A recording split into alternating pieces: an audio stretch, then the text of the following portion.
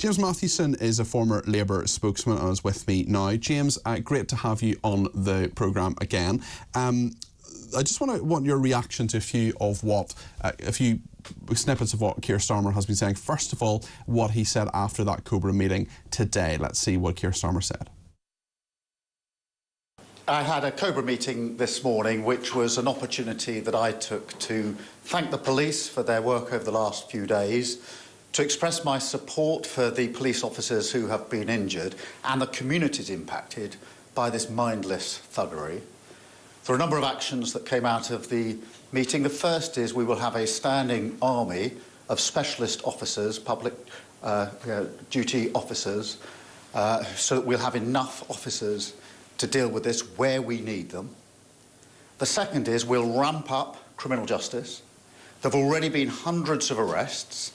Some have appeared in court this morning. I've asked for early consideration of the earliest naming and identification of those involved in the process who will feel the full force of the law.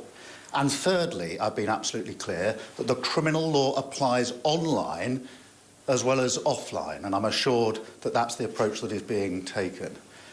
Whatever the apparent motivation, this is not protest, it is pure violence, and we will not tolerate attacks on mosques or our Muslim communities. Sir Keir Starmer also defended accusations of two-tier policing when he spoke to the media a little bit earlier on. There's no two-tier policing. There is policing without fear or favour, exactly as it should be, exactly what I would expect and require. So that is a non-issue. The focus here is not on the apparent motivation of anybody involved in this. This is not protest. This is violence. It's violence on our streets being inflicted and targeted on communities, and we're not going to tolerate that in this country. James, just before I get your response to how Keir Starmer is handling what's going on at the moment, I just want to read out a message we've received from Derek. He says, I voted Labour for the first time in 30 years in hope of a new positive direction and control of our borders. Sir Keir Starmer has already fallen at the first hurdle: borders, winter fuel allowance, and now two-tier policing. I live and learn. It's going to be reform for me from now on. James, what do you make both of what Derek is saying and also what Keir Starmer has been saying? Yeah, thanks, Peter. I don't understand Derek's argument, to be honest, if I'm being totally honest, because when it comes to borders, I have absolutely no idea what we're talking about as a country right now. Why are we talking about immigration? We're talking about 3 girls who were stabbed by a Welshman. Like, what?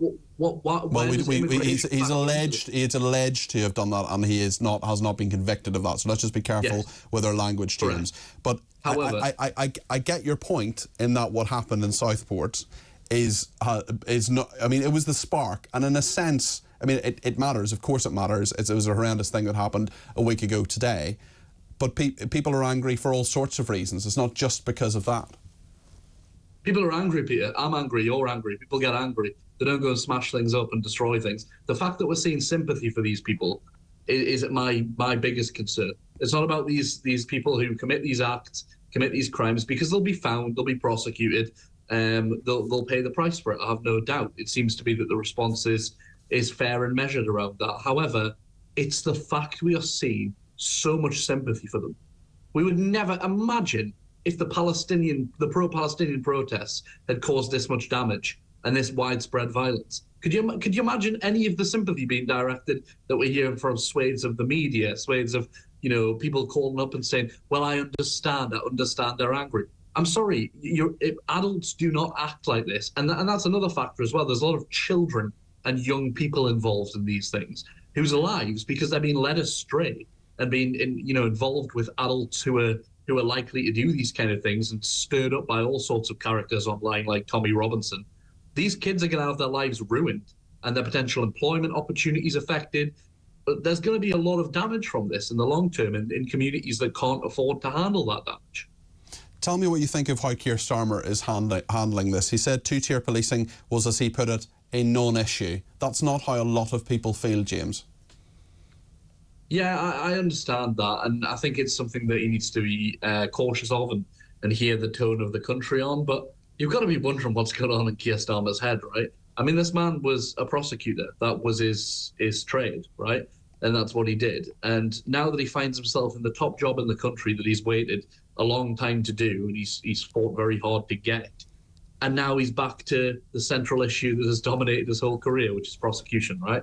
He's chasing down criminals. And I'm sure that he didn't anticipate that this would be the way he would spend his kind of opening start of his career as Prime Minister, if you like. But I do think in the Labour Party, the voices that are kind of calling for him to do more are pulling in all sorts of different directions. Should he recall Parliament, do you think? Should he be going on holiday at the end of the week? I don't know. I mean, it depends how it continues. I think they're looking to see if it fizzles out in the next 24 hours, 48 hours. If it doesn't, I think they should be considering that. I think it needs to be taken seriously. And it's whether we regard these communities as important or not, that's another message. Because when there are riots in London, and when we have London riots, and they're closer to home for Parliament, it always seems to be a more serious affair. Yet when they're in communities that, frankly, can't handle that kind of violence. And police forces as well, because, of course, you have a police force like the Met is used to dealing with large public order situations. But if you take a police service like Merseyside, for example, they're not going to be as well equipped, although he's talked about... That's a good point, yeah, because I did see some stuff that was going around on social media that I was quite concerned about on, friends of mine who are progressives who had shared, was that the disproportionate response when it was the vigil for Sarah Everard, and the Met were very heavy-handed on that instance, and yet in relation in the rest of the country, when you saw these riots, you had like 3-4 officers with riot shields trying to hold off a crowd. Now, I believe that's down to underfunding in communities and how policing funding has been dished out. But of course, there are people who are saying, well, it's just disproportionate and it's not right. Where the police seem to be heavy-handed the most is where they're least needed.